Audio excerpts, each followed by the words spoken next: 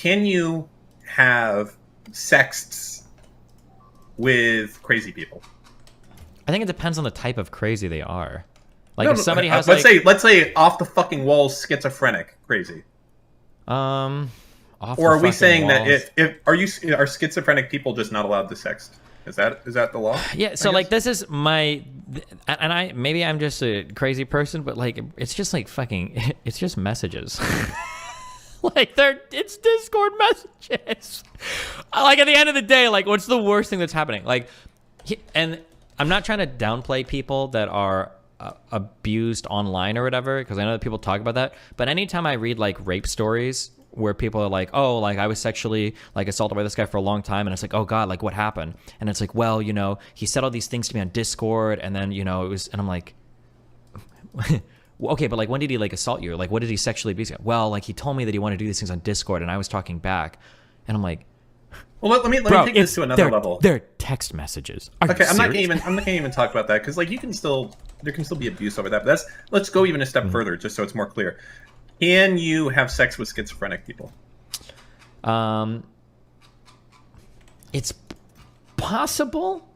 It gets, so you don't want to take away too much agency from people with severe mental illness.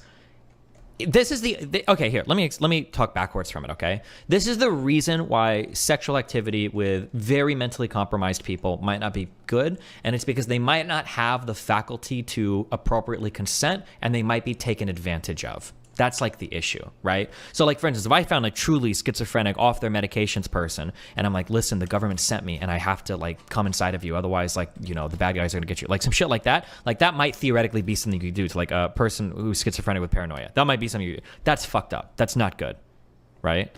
But like, if there's like a person with schizophrenia, but they're on medication, they're functional, they live their life or whatever, the idea that that person can never consent to consensual activity, that's weird to me. I don't think that's, yeah. So I guess the next step then, like as far as like what are you allowed to do when you're over 18, when you're an adult, what other rights should be taken away from a quote unquote crazy person? And again, keep in mind that the person we're talking about now is not schizophrenic, you know, whatever it seems like. So I'm using a very extreme example here, but like if you're schizophrenic and not a danger to anyone, are you just not allowed to do anything that an adult can do? Can you drive? No, yeah, that's why, that's the whole thing, yeah. Like, I think that as long as you're not, like, severely compromised, you should be able to, right? Bye. Remember to hit that like and subscribe, and don't forget the notification bell so that my videos show up right in your feed.